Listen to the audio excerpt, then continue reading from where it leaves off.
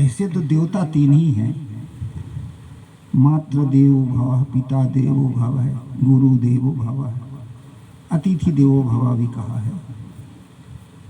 क्योंकि जो समाज को कुछ देता वो होता देवता। माता ने हमें जन्म दिया, पिता हमें जमीन देता, सारी संपत्ति का मालिक बना देता है, और गुरु हमें क्या देते हैं? गुरु देते इन चीजों को चलाने का ज्ञान, शिक्षा, और अतिथि देता पुण्य। आपके घर में कोई अतिथि यदि आता हो, उसको खिलाओ पिलाओ, तो उसके मन में होता है कुछ अच्छा, स्वागत सत्कार किया, प्रसन्नता होती है, हो गया पुण्य। इसलिए माता पिता गुरु ये देवता माने हैं लोगों ने, परंतु इनसे अलग और देवताओं की लोगों ने मान्यता बना के रखी है कि हमें कुछ दे दे, जो कुछ सुख दे। इसलिए भगवान ईश्वर परमात्मा जन्म कब लेते हैं? जब आदमी के भीतर स्वार्थ और सुख की भावना होती है और आलस होता है, तब भगवान और परमात्मा बनाकर उसे तैयार करता है। ऐसे तो हमारा भारत का सिद्धांत कर्म सिद्धांत है। जो भी आप कर्म करोगे और कर्म के अनुसार आपको प्राप्त होगा, पर आदमी को अपने पुरुषार्थ के आधार पर जो प्राप्त है उसमें संतुष्टि नहीं है। इसलिए जो आलसी आदमी होता है, जो कर्मठहीन होता है, वह आदमी भगवान परमात्मा ईश्वर देवी देवता का आधार लेता है।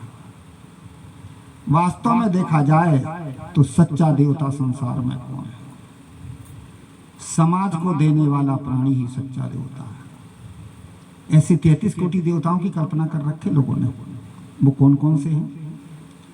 11 रुद्र, 12 आदित्य, अष्टवसु, प्रजापति और इंद्र, ये 33 हो गए।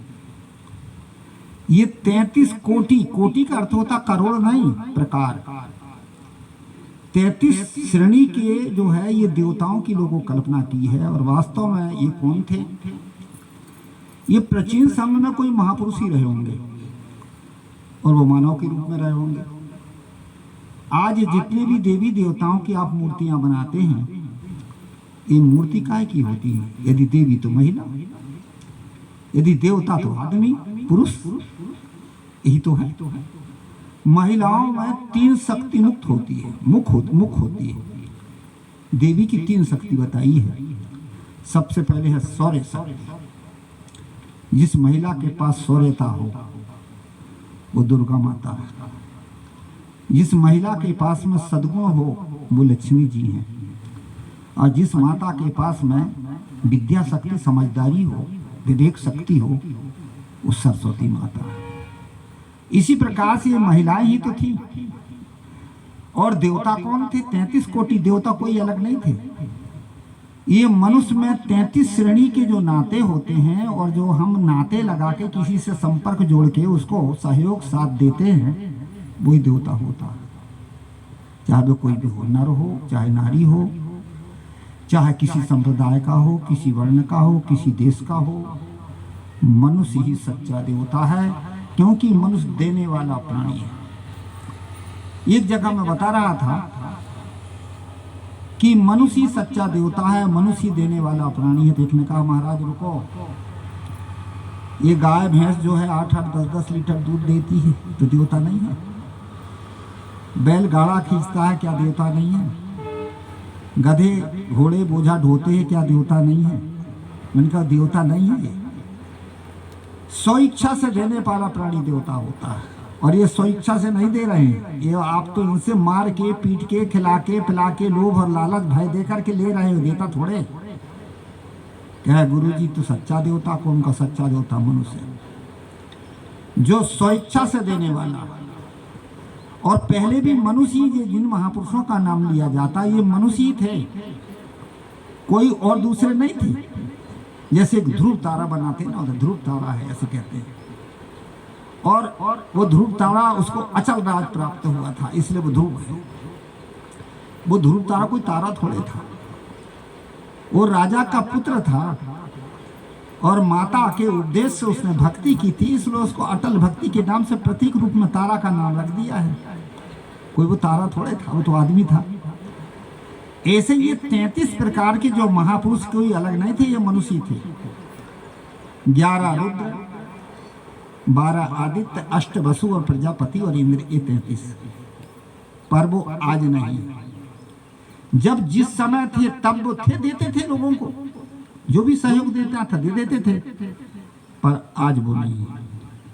और आज हम उनसे सहयोग और सहायता मांगे पूजा पाठ करके, तो क्या वो देंगे? क्या नहीं देंगे। यदि उनकी फोटो या उनकी मूर्ति बना करके आप आदर्श सीख सकते हो कि अमुक देवता ऐसे थे, तो उससे आप आदर्श सीख सकते हो, आदर्शवान बन सकते हो। परंतु उनसे कुछ मांगो तो वो देंगे नहीं। कोई अध्यापक पहले रहे, पढ़ाए, आज वो अध्यापक नहीं रहे। अब उनकी मूर्ति बना करके अब फोटो से कहो गुरुजी ये सवाल बताओ, तो बता देंगे क्या? और आदर्श सीख सकते कि गुरुजी ऐसे थे, ऐसे आदर्शवान थे, तो वो आदर्श आपके लिए आप सीख सकते हो, पर वो अपने तरफ से कुछ दे नहीं सकता। देने वाला ये मनुष्य है जो 33 कोटि देवता है। जब आप किसी से लेना देना करते हो, संपर्क जोड़ते हो, तो क्या बनाते हो? नाते। भैया जी, मामा जी, काका जी, गुरु जी, ऐसे कहते हो ना, नाते बनाते हो। भैंस को काकी नहीं कहते, गधा को मामा नहीं कहते, बैल को चाचा नहीं कहते, किसको कहते हो? आदमी को। इसलिए जो नाते बनाए गए हैं ये मनुष्य के ही हैं। और पहले के 33 नाते हैं मूल, ऐसे बहुत सारी बना लो आप। मूल 33 नाते हैं और ये मनुष्य के होते हैं। मनुष्य 33 कोटि देवता है। कब? जब इसके जीवन में मानवता आ जाए, सदाचार आ जाए, तो वो सच्चा देवता है। और यदि इसकी मानवता नहीं रही तो वही भी राक्षस ही तो है। ये राक्षस, देवता, प्रेत, राक्षस, ये योनि अलग नहीं है, 4 ही योनि है, मनुष्य, पशु, अंडज और उसमज। ये और चीजें जो हमने बनाई, राक्षस कौन है? जिसमें आसुरी प्रवृत्ति आ गई, वो राक्षस। महादेव जी से पार्वती ने पूछी थी, रामायण का प्रसंग है, कि प्रभु आप राक्षस के लक्षण बताओ। तो उन्होंने बड़ी सुंदर परिभाषा बताई थी। क्या कहा था? ये नहीं बताया बड़े बड़े पेट वाले, बड़े बड़े दांत वाले, बड़े बड़े बाल वाले जो टीवी में देखते हो, ऐसा नहीं बताया था। उन्होंने कहा था, माना ही मात पिता नहीं देवा, साधुन से करवा वही सेवा, जिनके है आचरण भवानी, सो निश्चर समझाना पानी। निश्चर माने राक्षस, जो माता पिता गुरुदेव की आज्ञा का पालन ना करे और सरल स्वभाव वाले व्यक्ति से दुख देकर के काम ले, वही तो राक्षस है। काक भुसुंडी से भी गरुड़ ने पूछा था, प्रभु आप भी राक्षस के लक्षण बता दो। उन्होंने भी बड़ी सुंदर परिभाषा बताई। क्या कहा था? परद्रोही, परदार रत, पर धन पर अपवाद, और ते नर पामर पाप में देह धरे मनुजाद। जो दूसरे से बैर विरोध करता हो, परद्रोही, परदार रत, जिसकी की स्त्रियों में आसक्त हो, परद्रोही, परदार रत, पर धन पर अपवाद, और दूसरे के धन को हरण करता हो, वाद विवाद पैदा करता हो, वही राक्षस। ते नर पामर पाप में देह धरे मनुजाद माने राक्षस। स्पष्ट हो गया कि मनुष्य में ही आसुरी प्रवृत्ति आती तो मनुष्य राक्षस बन जाता है। मनुष्य में ही दैवी संपदा होती है तो मनुष्य ही देवता बनता है। इसलिए मनुष्य ही सच्चा देवता है। और 33 कोटि माने 33 नाते हैं मनुष्य के, जब संपर्क जोड़ते हो तो। सबसे पहले नाता होता है मातृकुल का, क्योंकि माता श्रेष्ठ होती है। जन्म और संस्कार दोनों माता देती है। जन्म भी दे देती है और संस्कार भी देती है। और जब पिता नहीं रहता तो जमीन भी तो माता ही देती है।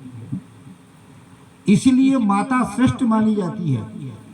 मातृ शक्ति में एक शक्ति ऐसी जो वात्सल शक्ति है, वो पुरुषों में नहीं होती, वो माताओं में होती है। पुरुषों में पुरुषार्थ शक्ति होती है, परंतु जो पुरुषार्थ महिलाएं करती वो पुरुष करता, वो आज महिलाएं भी तो कर रही हैं। डबल काम करती, घर गृहस्थी का भी काम कर लेते, नौकरी चाकरी, वाणिज्य व्यापार धंधा व्यवसाय। आज तो हमारी राष्ट्रपति भी महिला है। अब आप लोग दावा करते कि हम पुरुष बड़े हैं, मर्द हैं, मूंछ उमेटते हो। काहे कि मर्द हो, तुमसे बड़ी तो बे है जो दोनों काम कर रही हो, क्योंकि माता में होती वात्सल्य शक्ति। एक बार ऐसा हुआ कि रेलगाड़ी से मैं आ रहा था, एक महिला थी, एक दो बच्ची रखी थी, एक को हाथ उंगली पकड़ लिया था, एक को गोद में बैठा रखी थी, एक हाथ में बास्केट थी।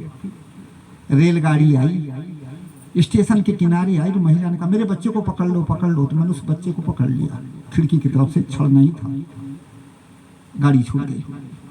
अब वो बच्चा मेरे पास रह गया। अब इतना रोते रोते इतना रोया कि उसकी लार नाक मुंह सब एक हो गया। अब समझाऊं, वो समझे भी ना। अब हमको कहां से समझा के आए, हिलाया डुलाया, नकल किया जैसे माताएं हिलाती, ऐसे ऐसे मैं भी हिलाया, बच्चा नहीं चुका। सामने एक महिला थी, उसने गुरुजी हमारे पास दे दो। और जब मैं उसके पास दिया, उसने अपने आंचल में गोद में रखी, कैसी कैसी ठोकी ठाकी सो गया। उनका ये कला है बहनों, ये हमने नहीं है।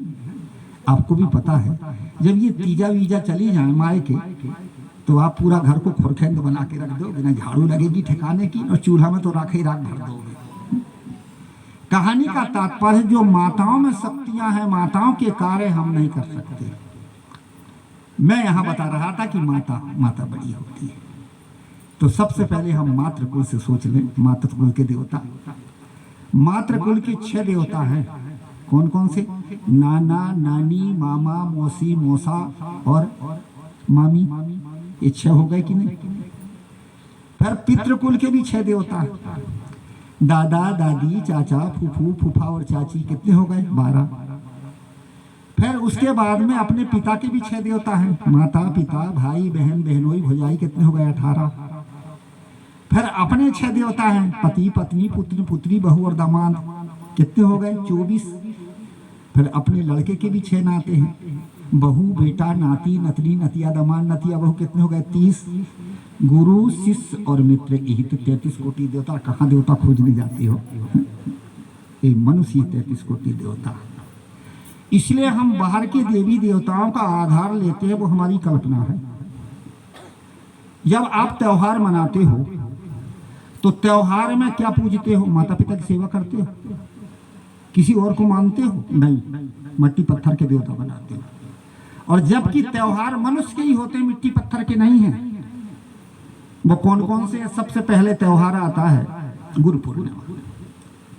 इसलिए गुरु पूर्णिमा त्योहार मनाया जाता है कि व्यास जी ने अपने शिष्यों को विद्या पढ़ाई थी, तो उसी दिन शुरू किया था। इसलिए उन शिष्यों ने व्यास की पूजा की थी, इसलिए व्यास पूजा कहा जाता है। पहले आदमी की पूजा नहीं थी, प्रतिमाओं की पूजा होती थी। और उसके पहले भी प्रतिमाओं की पूजा नहीं थी, केवल शिवलिंग की पूजा हुआ करती थी। जैन बौद्धों ने जब प्रतिमाएं बनाने लगे तो हिंदू भी बनाने लगे। तो सबसे पहले जब पूजा हुई तो आदमी की पूजा में व्यास की पूजा हुई है। गुरु तो आदमी तो थे। फिर उसके बाद रक्षाबंधन आता है, तो किसका भाई बहन का त्योहार है। भाई बहन ईद की पूजा होती है, माने एक की एक जो है उसको उपासना करते हैं, राखी आखी मानते हैं। उसके बाद में फिर आता है कमर छठ, तो लड़के की त्योहार है, तो लड़का भी तो आदमी है। फिर उसके बाद आता है क्या कहते हैं कि तीजा, तो पति का त्योहार है, तो पति भी तो आदमी है। फिर करवा चौथ आता, तो वो भी पति का त्योहार है, वो भी तो आदमी है। श्राद्ध आती तो माँ बाप का त्योहार है, तो माँ बाप भी तो आदमी है। तो आदमी ही के तो त्योहार हैं, कहाँ पशुओं के त्योहार हैं, कहाँ मिट्टी पत्थर के त्योहार हैं। हम मिट्टी पत्थर की पूजा पाठ करते हैं। मूल में मानव ही श्रेष्ठ होता है, पर हम किसकी पूजा करते हैं? मिट्टी पत्थरों की। यदि वर्ण के आधार पर लिख लो तो सबसे पहला त्योहार आता है दीपावली, नहीं दशहरा, नहीं रक्षाबंधन। ये ब्राह्मण का त्योहार है। पहले ब्राह्मण लोग राखी धो धागा आगा मानते थे राजा बलि को, और विष्णु भगवान ने ब्राह्मण रूप धारण करके रक्षाबंधन माना था, ऐसी कथा लिखी है। तो वो भी आदमी से रहे, ब्राह्मण भी आदमी है। फिर आता है दशहरा, तो क्षत्रियों का त्योहार है, तो क्षत्रिय भी आदमी है। फिर आती है दिवाली, दिवाली जो है वो वैश्यों का त्योहार है, वैश्य भी आदमी है। फिर उसके बाद में आता है होली, होली शूद्रों का त्योहार है। आदमी की तो पूजा होती है, आदमी तो देवता है। अब बताइए ये मिट्टी पत्थर के देवता हमने कहाँ से पैदा कर लिए? इसलिए पैदा किए हैं कि हमने कर्मकांड में पढ़ करके, कर्मकांड की पंडियों तो ने ये जाल बना के रखा, और हम देवी देवताओं की मूर्तियां बना करके और हम पूजा पाठ करते हैं। क्यों करते हैं? हमारे पास विवेक नहीं है। इससे सच्चा देवता होता है मनुष्य, और मनुष्य में ही हमें ज्ञान और शिक्षा देने वाली, सही दिशा देने वाले होते हैं गुरु। इसीलिए कहा कि गुरुदेवन के देव हैं इन समान नहीं कोई। माता से जन्म मिल जाए, पिता जमीन दे दे, और बुद्धि ना हो तो, विवेक ना हो तो, आध्यात्मिक जीवन की कला ना हो तो आदमी कैसे बढ़ेगा? इसलिए कहा जाता है कि सबसे बड़े देवता होते हैं गुरुदेव। गुरुदेवन के देव हैं इन समान नहीं कोई, इनकी कृपा कटाक्ष से बुद्धि भ्रम नहीं हुए। और अलग अलग देवता बना के और रखे। कौन कौन से? जब आदमी सबसे पहले चाहता शक्ति, मैंने पहले धन चाहता, तो धन का देवता कुबेर और लक्ष्मी दो बना लिए। फिर उसके बाद में धन के बाद चाहता आदमी शक्ति, तो शक्ति के देवता देवी और हनुमान जी हैं। फिर आदमी शक्ति के बाद चाहता है विद्या, तो विद्या के एक देवता सरस्वती माता है। पर विद्या के लिए आदमी चाहता बुद्धि, तो बुद्धि के दो देवता ब्रह्मा जी और गणेश, है ना? ये सारे देवता प्रसन्न हो जाए, आपके पास धन भी हो जाए, आपके पास बुद्धि हो जाए, आपके पास विद्या हो जाए, शक्ति हो जाए, और सदाचार का देवता हो तो सदगुरु। और यदि आपके पास सदाचार ना हो तो आप राक्षस बन जाओगे। इसलिए सदाचार के देवता कौन होते हैं? सदगुरु। गुरु सबसे बड़ा देवता होता, क्योंकि सदाचार का देवता गुरु होता है। सारी वस्तु हो जाए और सदाचार ना हो तो रावण के सारे देवता प्रसन्न रहे होंगे। शक्ति भी थी, देवी हनुमान भी प्रसन्न रहे होंगे। उसके बाद में रावण के पास विद्या भी थी, इसलिए गणेश जी जो है, सरस्वती माता भी प्रसन्न रही होगी। रावण बुद्धिमान भी था, गणेश जी भी प्रसन्न रहे होंगे। और जो है रावण के पास सारी चीज थी, सब देवता प्रसन्न थे, पर रावण का कोई सदगुरु नहीं था। सद शिक्षा देने वाला सदगुरु ना होने के कारण रावण बन गया राक्षस। इसलिए सदगुरु ही बड़े होते हैं। पहले आदमी के लिए सद शिक्षा की जरूरत है। सदाचार की शिक्षा, धर्म की शिक्षा, व्यवहार की शिक्षा, ये सारी शिक्षाएं। और इन शिक्षा यदि प्राप्त ना हो तो आदमी राक्षस बन सकता है ना? इसलिए गुरुदेवन के देव हैं। सबसे बड़े देवता कौन होते हैं? गुरु। और ये हमारा भारत पुराने समय से परपाटी देखिए, गुरु सब महापुरुष करते थे।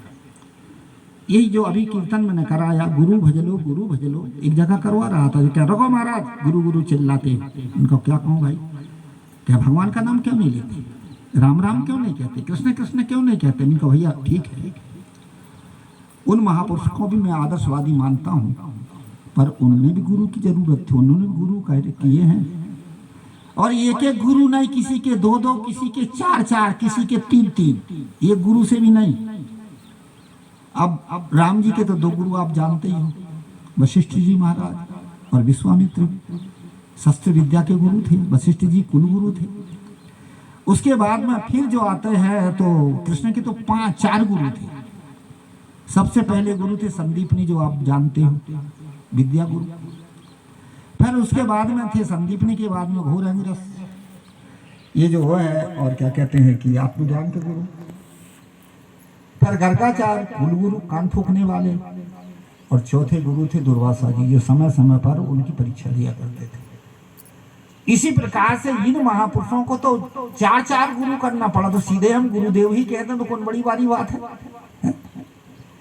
आदमी के भीतर अपने कर्तव्य का भाव नहीं रहता है, आदमी के पास पुरुषार्थ नहीं, इसलिए मनुष्य बनता आलसी, और मनुष्य अलग में देवी देवताओं की कल्पना करके भटकता है। सच्चा देवता मानव है, और मानव के साथ ही अच्छा व्यवहार करें। मनुष्य से ही हम अच्छा व्यवहार करके जीवन को सुखी बना सकते हैं।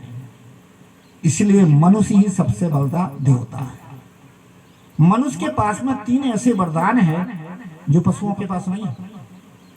कौन कौन से वरदान? हंसने की कला, बोलने की कला, और विवेक करने की कला, ये मनुष्य में है।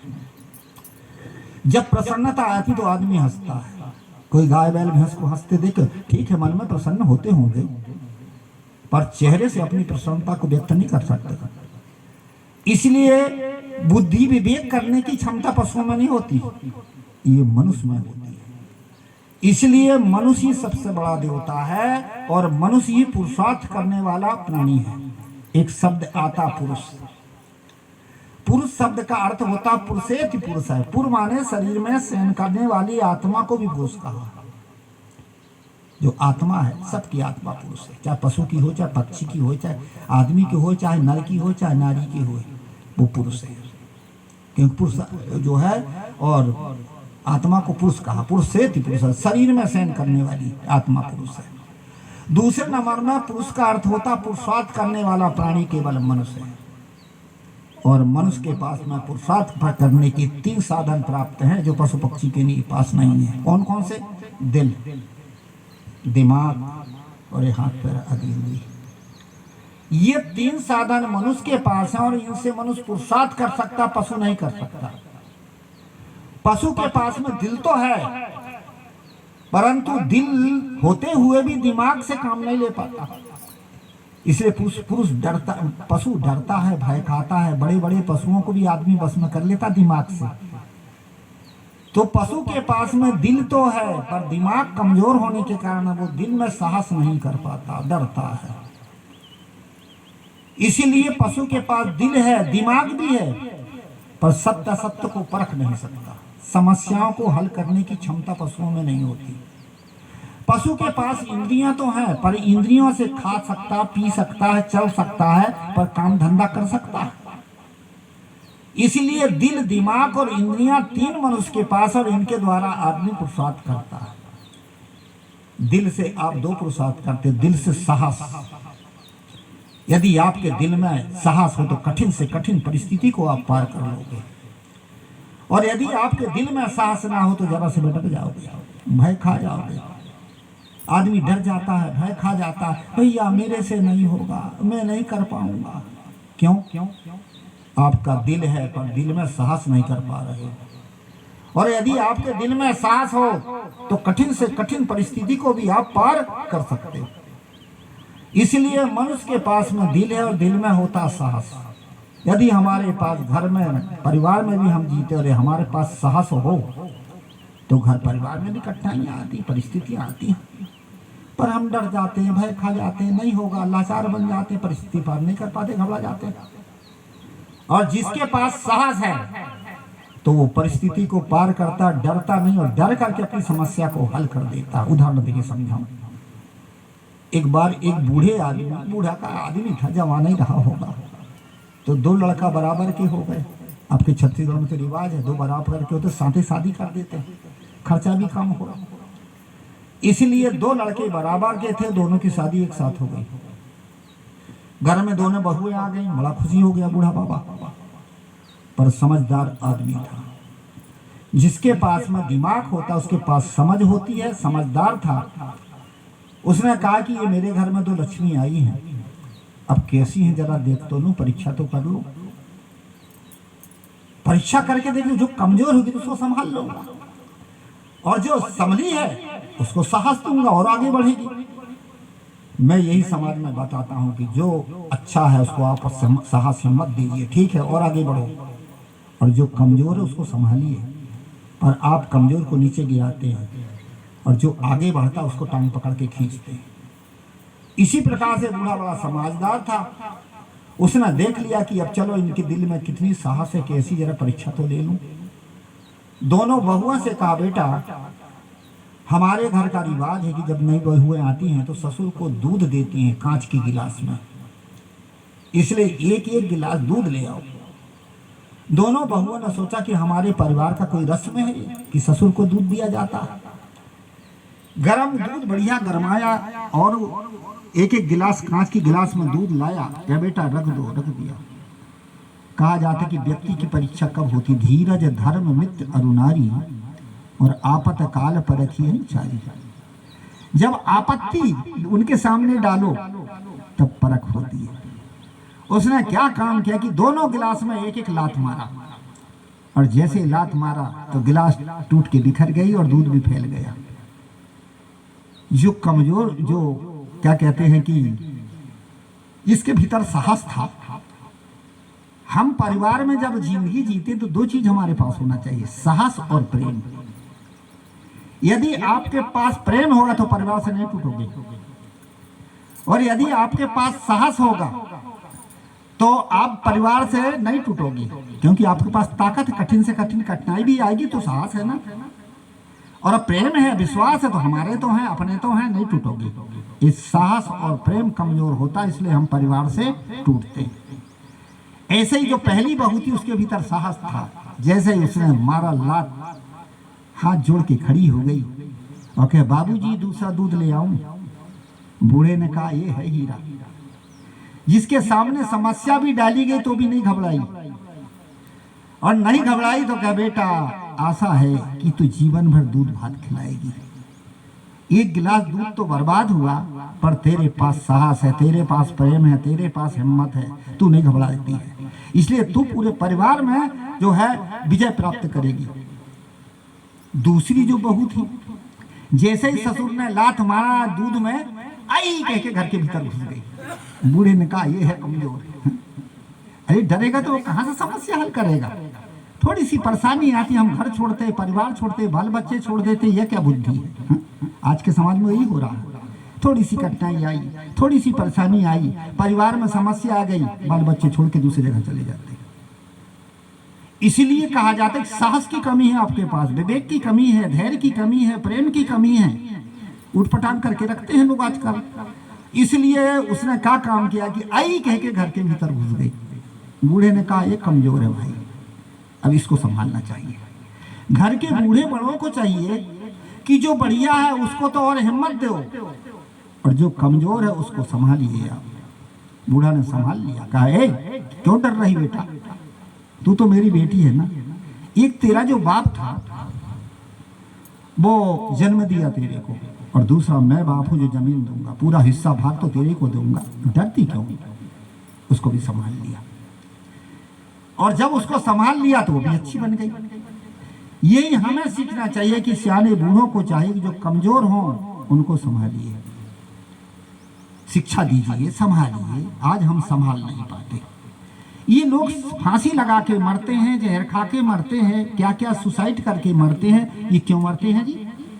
इसलिए मरते हैं कि उनको परिवार से संतावना नहीं मिलता, परिवार उन्हें संभाल नहीं पा रहा है, परिवार उनकी समस्या का हल नहीं कर पा रहा है। इसलिए आदमी सोचता चलो मर जाओ, समस्या हल कर लो, पर वो है ना समझिए, मरने से समस्या हल नहीं होती, मरने से और समस्या तैयार होगी। जो दूसरे को मारता वो तो पापी है ही है, और जो अपनी आत्मा को नष्ट करता है, दुख देता, वो कितना बड़ा पापी होगा। किसी को मारने में देरी नहीं हो, मार दो, तलवार से काट दो। पर स्वयं की गर्दन जो काटता हो, स्वयं फांसी लगा के लटकता हो, वो कितना बड़ा पापी होगा। उस पाप का फल क्या होगा फिर। हम नहीं समझ पाते ये कमी किसकी है। कमी है हमारे परिवार वालों की।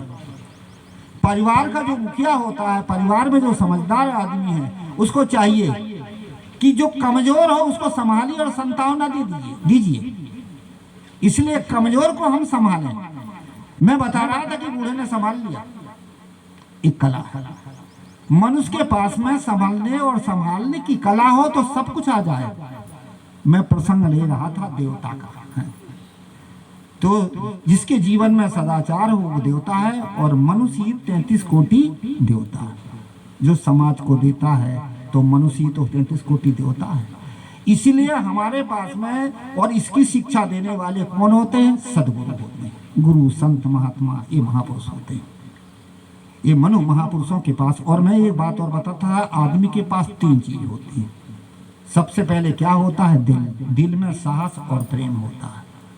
यदि आपके पास प्रेम हो तो आप टूटे हुए को भी जोड़ सकते हो। दिमाग से भी 2 काम होते हैं, सही सूझबूझ और स्थिरता। यदि आपके दिमाग में सही सूझबूझ हो तो कोई ना कोई रास्ता, परिस्थिति हल कर लोगे, और सूझबूझ नहीं है तो। और यदि आपके दिमाग में स्थिरता हो तो आप शांत और सुखी भी रह सकते हो। आदमी सुखी शांत क्यों नहीं रह सकता? इसीलिए कि उसके दिमाग स्थिर नहीं है, कुछ ना कुछ सोचता रहता, कुछ ना कुछ दिमाग में टेंशन बनाए रहता। ये क्यों बनाता है जी? इसलिए बनाता है, इसके पास में दिमाग स्थिर नहीं है। इसलिए कुछ ना कुछ सोचते रहता, कोई ना कोई टेंशन बनाए रहता। कितने लोग कहते क्या करें, दिमाग में टेंशन मर रहा है। आजकल ये हाई बीमारियां जो चली हैं, हाई प्रेशर, क्या कहते हैं, ब्लड प्रेशर, हमको कभी कभी आता भी नहीं ब्लड प्रेशर कह के, तो हाई ब्लड प्रेशर। ये blood pressure, high blood pressure क्यों होता है? ये मानसिक संतुलन ठीक नहीं है।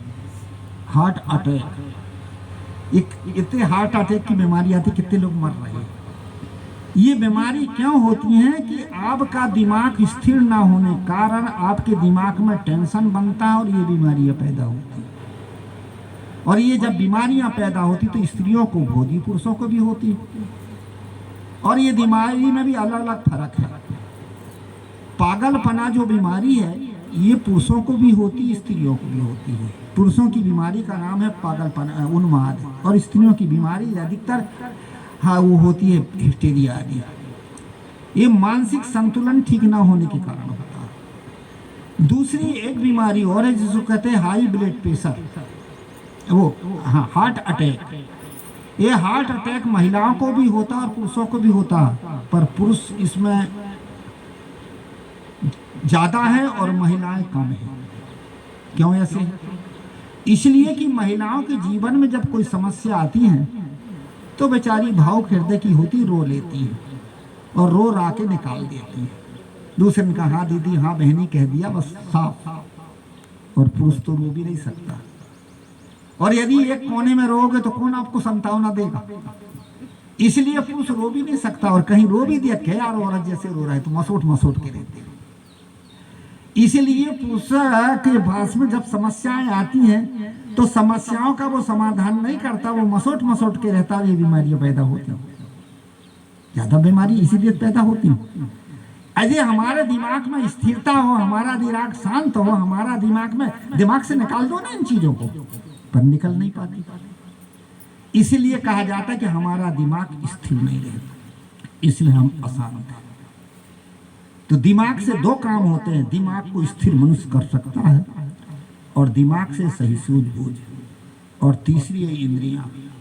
इंद्रियों का अर्थ होता है हाथ पैर। इस इंद्रियों से, हाथ पैर से आप मेहनत पुरुषार्थ भी कर सकते हैं, और इन्हीं इंद्रियों को दमन करके आप शांति भी प्राप्त कर सकते हो।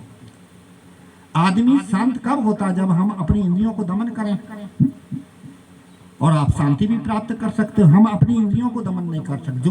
जो खाना हो खा रहे हैं, जो पीना हो पी रहे हैं, जो करना हो कर रहे हैं। क्यों ऐसा कर रहे हैं? हमारे पास विवेक नहीं है, परिणाम का बोध नहीं है, इसलिए हम इंद्रियों को दमन नहीं कर सकते। मैं बता रहा था, पुरुष शब्द, मनुष्य ही पुरुषार्थ करने वाला प्राणी है, और पुरुषार्थ करने के साधन मनुष्य के पास में तीन हैं, दिल, दिमाग और इंद्रियां। और ये तीनों साधन कब मजबूत होते हैं? बच्चेपन में नहीं। बच्चे का दिल कमजोर है, दिमाग कमजोर है बेचारे का, इंद्रियां भी अभी नरम है। बुढ़ापे में भी दिल कमजोर हो जाता है, दिमाग भी कमजोर हो जाता है, इंद्रियां भी नहीं संभल पाती।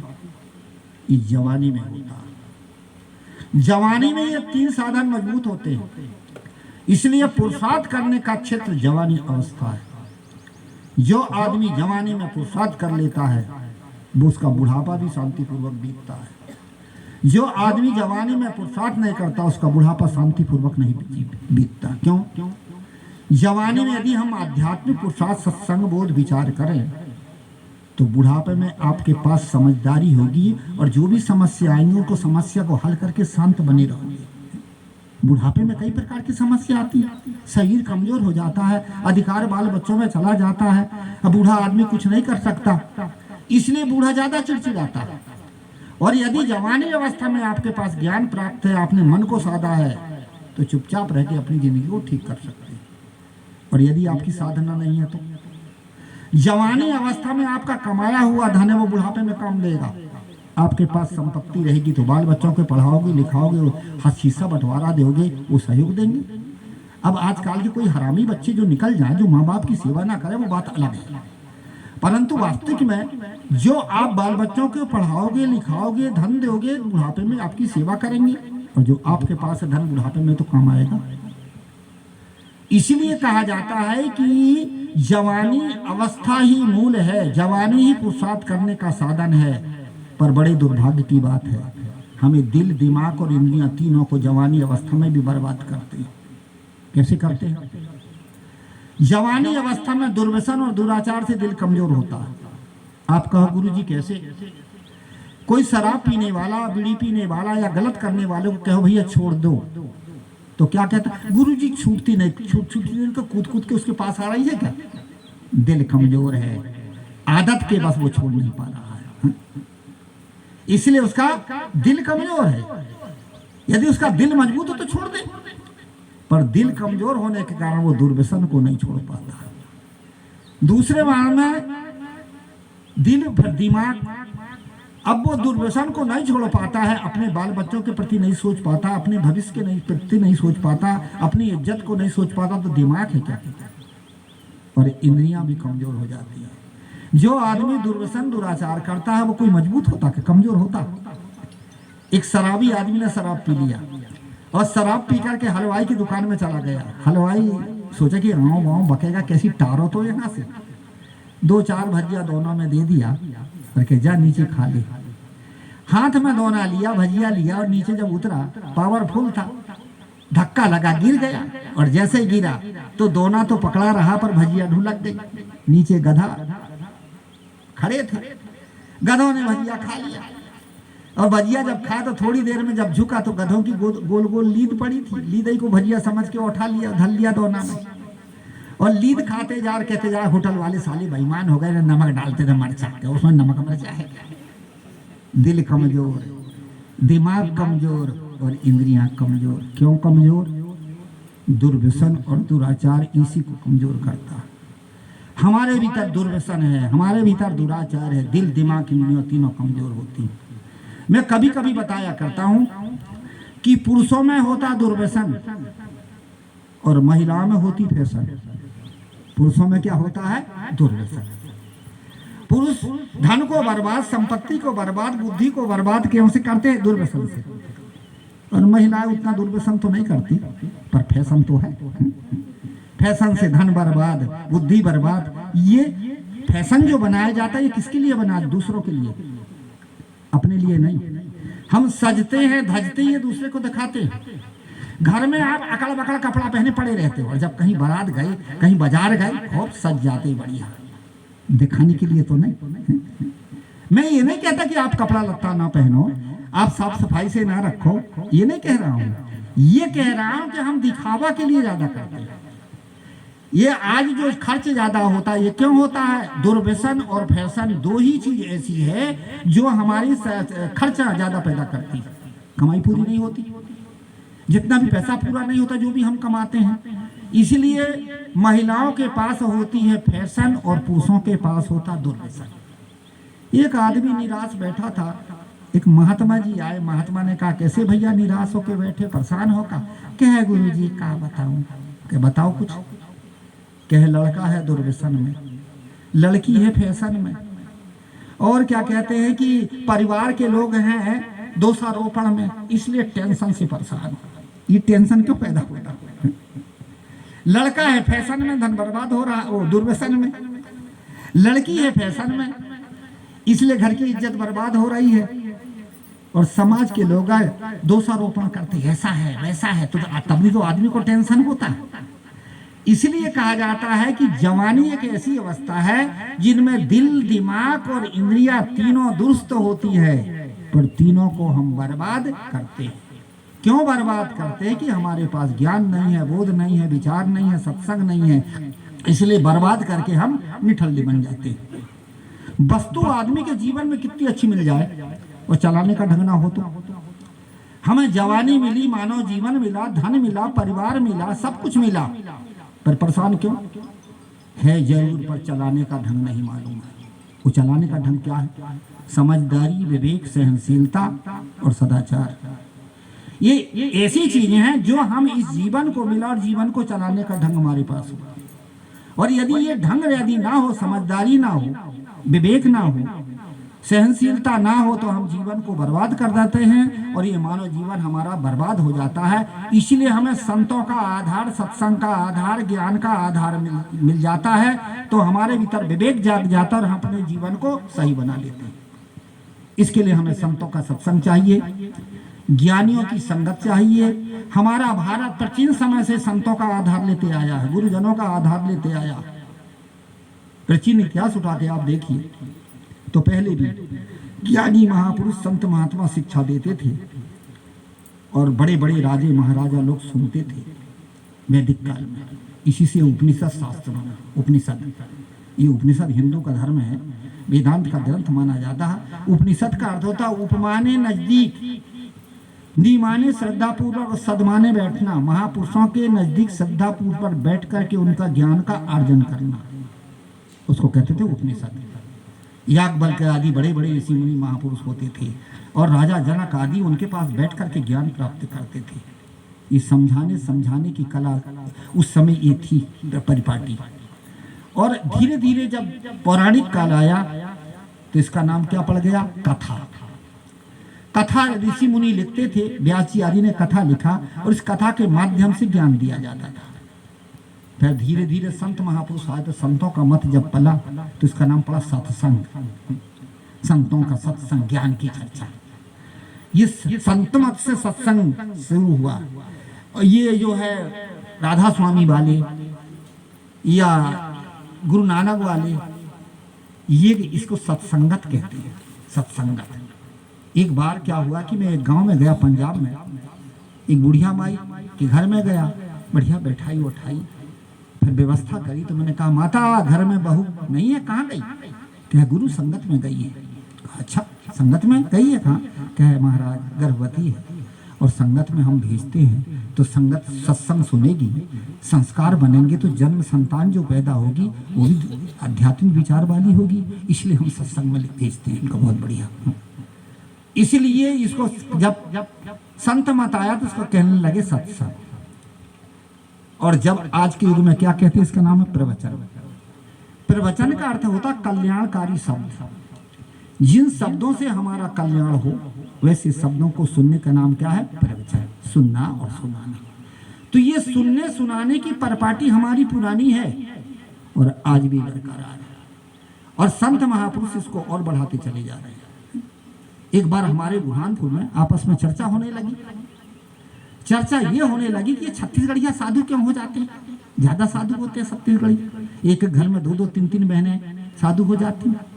एक घर से 2-2 3-3 भाई साधु हो जाते हैं। बाप बेटे साधु हो जाते हैं। 3-3 पीढ़ी के साधु हो जाते हैं लगातार। इतनी छत्तीसगढ़ में बाढ़ क्यों आ गई? एक संत ने कहा कि छत्तीसगढ़ में धान होती है, भात खाते खाते थक जाते, इसलिए रोटी खाने के लिए हो जाते हैं। कोई महात्मा ने कहा छत्तीसगढ़ आदिवासियों का एरिया, बुद्धि है नहीं, भात खात खात कमजोर बुद्धि हो गई है, इसलिए साधु बन जाते हैं। अब महात्मा में कभी कभी मजाक भी चलती है। जो समझाने वाले हमारे गुरुदेव थे उन्होंने कहा सुनो ऐसे नहीं होता। सबसे पहले मानव जीवन क्यों प्राप्त होता? कहे मानव जीवन भक्ति ज्ञान सत्संग और धर्म के शुभ संस्कार होते हैं तब मनुष्य शरीर मिलता है। और वही भक्ति धर्म और वैराग के संस्कार जब पुष्ट होते हैं तब वैराग होता है। ऐसे तो नहीं घर छोड़ देता। कोई अपने परिवार को छोड़ना चाहेगा क्या? कितना दुख पाता है, कष्ट पाता है आदमी, पर परिवार नहीं छोड़ पाता। अभी कितने कोई गरीब हो सके चलो हमारे साथ चलो, हम तुम्हारा पूरा जो है खर्च उठाएंगे, घर नहीं छोड़ेगा। ममता कोई कम होती है क्या? जिसके जीवन में वैराग्य पैदा होता वो घर छोड़ा, ऐसे छोड़ देता है। तो छत्तीसगढ़िया साधु क्यों होते हैं? वो धर्म के सत्संग ज्ञान चर्चा सुनते रहते। छत्तीसगढ़ में संत महात्मा आते हैं, कभी राधा स्वामी वाले संत आते हैं, कभी पारखी संत आ जाते हैं, कभी गात्री परिवार वाले संत आते हैं, कभी और भी संप्रदाय के महापुरुष आते हैं और वो ज्ञान की चर्चा सुनते हैं। विज्ञान और धर्म के संस्कार उनके पास में है। और गांव में भी छोटे छोटे आयोजन हुआ करते हैं, कभी देवी जस गीत, कभी रामायण मंडली, कभी हरि कीर्तन, कभी और कुछ। ये धार्मिक संस्कार उनके पास में है, इसलिए छत्तीसगढ़िया मनुष्य होने के बाद में भी ज्ञान वैराग प्राप्त करके और वैरागमान बनते, ऐसे थोड़ी बन जाते हैं। कहानी का तात्पर्य यदि हम भक्ति के संस्कार, धर्म के संस्कार, ज्ञान के संस्कार यदि संतों के द्वारा हमें मिल जाए तो कम से कम पास नहीं होंगे तो सप्लीमेंट्री तो ले ही आएंगे। अब पास और सप्लीमेंट्री समझा दूंगा आपको। जब स्कूल में विद्यार्थी पढ़ता है परीक्षा के समय में, और यदि सारे विषयों को, सारे सब्जेक्ट का उसने नंबर, पास होने तक नंबर ले लिया तो वो पास हो जाता। और यदि एक आध सब्जेक्ट में गिर गया, एक दो में, तो सप्लीमेंट्री तो मिल ही जाती है। और सप्लीमेंट्री जब मिल जाती है तो पुनः परीक्षा देके पास होकर फिर वो आगे बढ़ जाता। इसी प्रकार से पास का अर्थ होता है सारी वासनाओं को दग्ध कर दो, मोक्ष हो गए पास। नहीं हो पाए पास तो सदाचारी संस्कार बना करके एक आध विषय में गिर भी गई तो सप्लीमेंट्री लेकर मनुष्य देह तो ले ही आओगे। अरे नहीं, 3 खाने में जाओगे तो मनुष्य ले हो ही जाओगे कि नहीं। इसलिए संतों के सत्संग से पास हो जाते, और जो वैरागमान ये पास हो गए। अब वैरागमान नहीं हो पाए, घर ही में है, ठीक है, घर गृहस्थी में रह रहे हैं, साधु गुरु की भक्ति कर रहे हैं, सेवा कर रहे हैं, तो सप्लीमेंट्री तो मिल ही जाएगी। कम से कम 3 खानी पशु पक्षी में तो नहीं जाओगे, मनुष्य में तो आई जाओगे। भक्ति धर्म के संस्कार ही मनुष्य जन्म में लाते हैं, मनुष्य बन जाओगे और मनुष्य बन के फिर आगे आप बढ़ सकते हो। ये उच्च कोटि के जो महापुरुष होते हैं ये सीधे ऐसे नहीं होगा, ये मनुष्य से मनुष्य बनने के बाद में फिर उन्होंने पुरुषार्थ ज्यादा किया और मोक्ष को प्राप्त हो गए। इसलिए कहा जाता है कि ये संतों का सत्संग ज्ञान की चर्चा, इससे क्या होती है, हमारी नींव पक्की होती है। जब नींव पक्की होती तो महल भी पक्का हो जाता। इसलिए हम नींव पक्की का, हमारे धर्म के संस्कार ही हमारी पक्की नींव है, और ये धर्म के संस्कार ही हमें मानव जीवन में लाएंगे। और कहीं भी हम चले जाएं तो भी भक्त का बीज पलटे नहीं, जो जुग आए अनंत, ऊंच नीचे घर उपजय होए संत का संत। ये भक्ति के बीज, ज्ञान के बीज नहीं पलटते। किसी भी मनुष्य में चला जाए, कैसे घर में जन्म ले ले तो भी वो महापुरुष बन जाता है। उदाहरण देके समझाऊं, मैं जब घर में छोटा था, 57-58 की बात थी, पढ़ता रहा होगा 5वीं 6वीं, आंगन में बैठा था। हमारे यहाँ एक नौकर, जो किसानी थी तो नौकर लगते थे, एक नौकर था, छोटी समाज का था बेचारा, जिसको आप हरिजन कहते हैं। तो छोटी समाज का था, ऐसा नौकर था, उसका घर द्वार नहीं था, जहाँ काम मिल जाए वहीं रह जाता था। एक गांव से वो गांव, वो गांव से हो जाओ। 2 साल इस गांव में रहा तो 4 साल उस गांव में रहा। ऐसे ही वो आया नौकरी करने के लिए, घर में रख लिए उसको, वही नौकरी करेगा, खेत में जगह दे दिए, वही रहता था। उसके घर में एक बच्चे ने जन्म लिया, गरीब का बच्चा। बच्चे ने जब जन्म लिया तो बच्चे का नाम रख दिया उसने महुआ। बच्चे नहीं जीते थे, उसके मर जाते थे, किसी ने महुआ दे दिया, महुआ में खरीद लिया, ऐसे बना लेते ना पहले, तो उसका नाम रखा महुआ। और जब उनके घर में मांस बनता था तो बच्चा रोता था, और जब वो थोड़ा बड़ा हुआ और उसके मांस खिलाया जाता था, कुछ होता तो वो बीमार पड़ जाता था, मुंह में डाल देते थे तो वो बीमार पड़ जाता था, उल्टी कर देता था।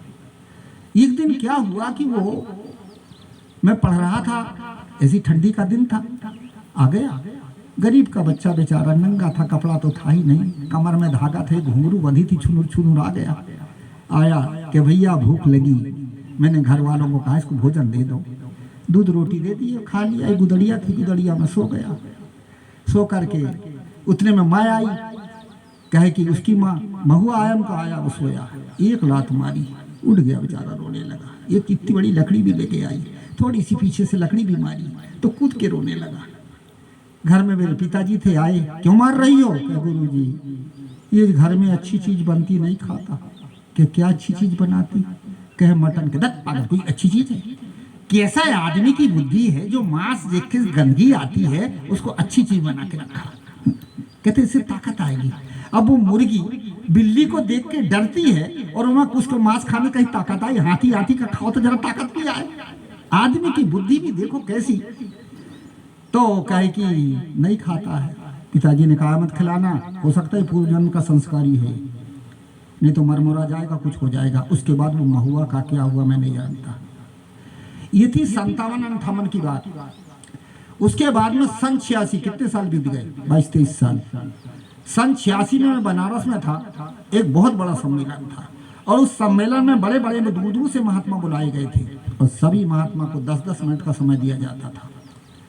मेरे पहले एक महात्मा बोले, नई उम्र के महात्मा थे, गोरे गोरे, दाढ़ी छोटी सी, बड़े सुंदर लगते थे, लंबे लंबे बाल, वैष्णव महात्मा थे। और जब उन्होंने प्रसंग निकाला, भक्ति स्वतंत्र सकल गुण खानी और बिन सत्संग न पावहि प्राणी, तात भक्ति अनुपम सुख मोला और मिलहि संत जो होय अनुकूला।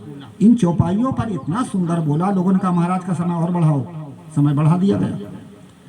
जब भोजन करने के लिए बैठे तो पहले समय में महात्माओं में भी थोड़ा था, भेदभाव रखते थे, छोटी जात वाले को अलग रखते थे, अच्छी ऊंची जात वाले को अलग रखते थे, तो बेचारे को अगली लाइन में रखे थे। अब मैं भी जो था तो मेरे सामने वो बैठे थे, मैं इधर की लाइन में था, वो सामने की लाइन में थे, छोटे वाली लाइन में। उन्होंने मेरे से कहा महाराज जी आपका जन्मभूमि कहाँ की है? मैंने कहा जन्मभूमि क्या करोगे, मैं तो बुरहानपुर का हूँ। क्या इसलिए पूछ रहा हूँ जन्मभूमि कि आपकी और मेरी भाषा मिलती है। मैंने कहा मैं तो छिंदवाड़ा जिला का हूँ। किस गांव के हो? पता क्या मैं उसी गांव का मैं भी हूँ। मुझे याद आया वो महुआ तो नहीं है।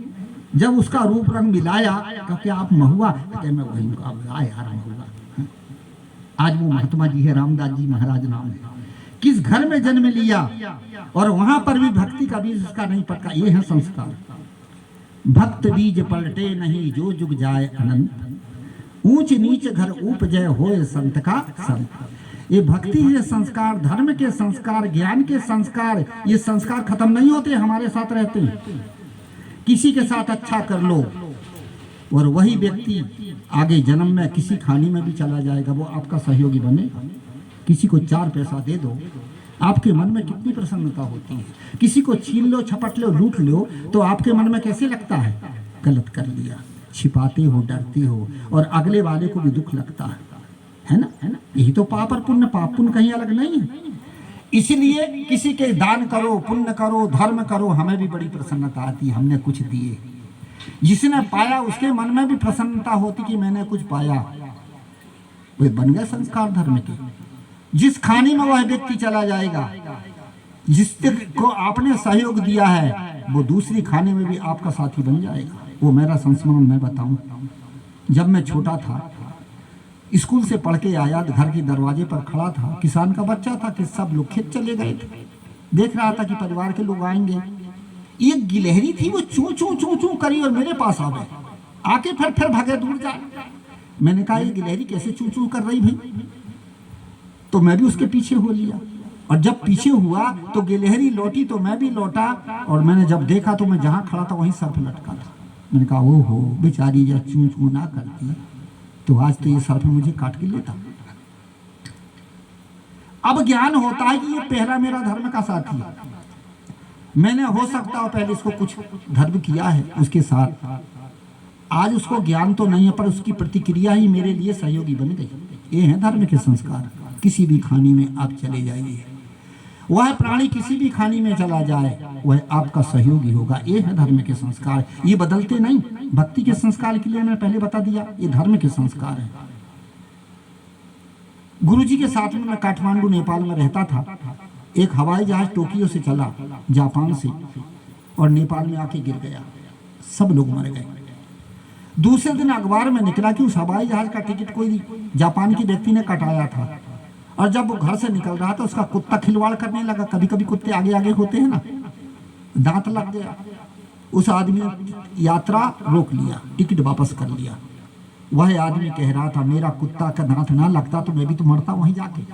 देखिए ये है धर्म के संस्कार। हमारे जीवन में जो विपत्ति आती है, विपत्ति के सामने में धर्म के संस्कार साथ दे देते हैं, विपत्ति से आदमी टल जाता है। ये है धर्म के संस्कार। लोग कहते कौन देखा? अरे देखा नहीं, हम वर्तमान में तो देख रहे हैं। एक महिला कह रही थी गुरुजी मुझे तो मुर्दे ने बचाया। तो मुर्दा कैसा बचा देगा? कह गुरुजी मैं कपड़े का धंधा करती थी, दिवाली के समय था, 3 किलोमीटर गांव था, वहां पर गई, कपड़ा बिक गया और पैसा लेकर के मैं रास्ते रास्ते आ रही थी। बदमाश बैठे थे, बदमाशों ने सोचा कि इसके पास पैसा होगा, व्यापारी है, पर कोई आदमी तो नहीं है। लोगों ने कहा बहन अकेली कैसी जा रही, किसी को साथ में रख लेते। तो मैंने कहा भैया आ रहे हैं लोग पीछे हैं, दिशा मैदान बैठ गए, कोई था नहीं। उनके सामने से मैं निकल गई और जब उन्होंने देखा कि दूर दूर तक कोई नहीं है, भुलावा दे के जा रही, कहा गुरुजी दौड़ते हुए आए और मैंने सोची अब तुम्हारी जाऊंगी, कोई है नहीं। और जैसे किनारे आए तो नीचे एक नाला था, नाला में लोग मुर्दा गाड़ रहे थे। उन लोगों ने देखा कि हाँ आदमी है, डर भाग गया। मैंने कहा यदि बेचारा ये मरता ना तो लोग यहाँ आते नहीं और लोग ना आते तो मैं तो मारी जाती, तो मुर्दा ने तो बचाया। उनका ये है धर्म के संस्कार। ये धर्म के संस्कार हमारे साथ ही होते हैं। ये है हमारे निजी संस्कार। पहले मैंने बताया था, त्याग वैराग सदाचार के संस्कार जो मनुष्य देह में ला करके वैराग दिलाते हैं। दूसरा ये धर्म के संस्कार, हम जहाँ भी यहाँ जिस जगह भी रहे, हमारा सहयोगी वो धर्म का संस्कार ही होता है। इसलिए का धर्म ही एक साथी, हमारा धर्म ही साथी होता है। इन्हीं चीज़ों को हमें सत्संग के द्वारा संचय करना है। ये 3 दिन का 2 दिन का सत्संग हमारे भाई जो हैं कन्हैयालाल जी अपनी धर्म पत्नी की स्मृति के रूप में इस सत्संग रखा। कोई लोग और भी कुछ रखते हैं अलग अलग।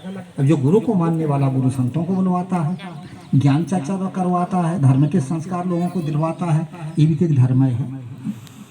तो इन्होंने अपनी पत्नी के नाम से पत्नी की स्मृति में कार्यक्रम करवाया और आप हम सब आए। ऐसे तो मेरा समय नहीं था क्योंकि मेरे और भी कार्यक्रम लगे थे, पर कहे गुरु जी साहब जी आप भी जरा आ जाते तो बड़ा अच्छा होता। अब इनके प्रेम से और हमारे भगत राम जी जो हैं ये भी बार बार फ़ोन करें, बहुत दिन हुआ साहब जी आइए। तो आप लोगों के सहयोग से यहाँ आया, आप लोगों से सबसे मिलना जुलना हुआ। अधिक से अधिक संख्या में यहाँ पर इस सभा को आपने बढ़ाया, शोभा बढ़ाई। और भैया को भी ऐसे ही शुभ कामना दो कि इसी प्रकार धार्मिक प्रवृत्ति बनी रहे और हमारा जीवन सुखी हो। इस शुभ कामना के साथ वाणी को विराम दूं। बोलिए श्री सदगुरुदेव की आज की जय, आज के आनंद की